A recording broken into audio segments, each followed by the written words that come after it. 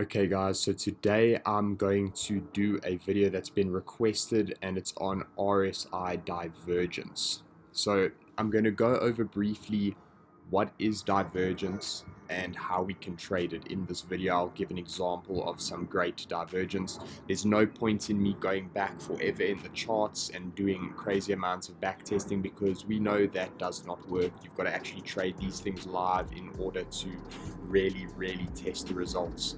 But today I'm going to show you what RSI divergence is. I'm going to explain how you can trade it, and then you can go ahead and test it on your own trading platform. I do recommend when you're testing things, do try it on a demo first. Don't jump into live accounts if you don't know how well something works over a given period of time. Okay, so let's get into it. What is divergence?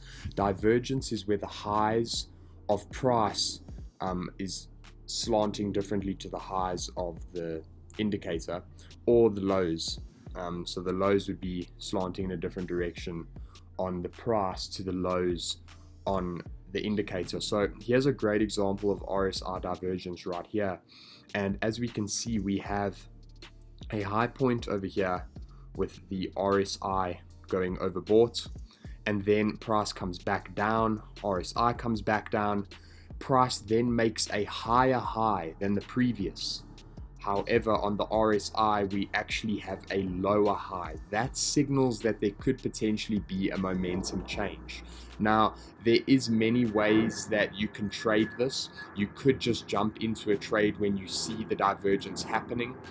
You could trade a breakout where you've got a trend line on the bottom, and when you get a break of price, you're then trading. There's many ways that you can do this, but for now I'm just going to go over what RSI divergence looks like and what exactly you should be looking for. And that very simply is this. My bad. Up at the top here.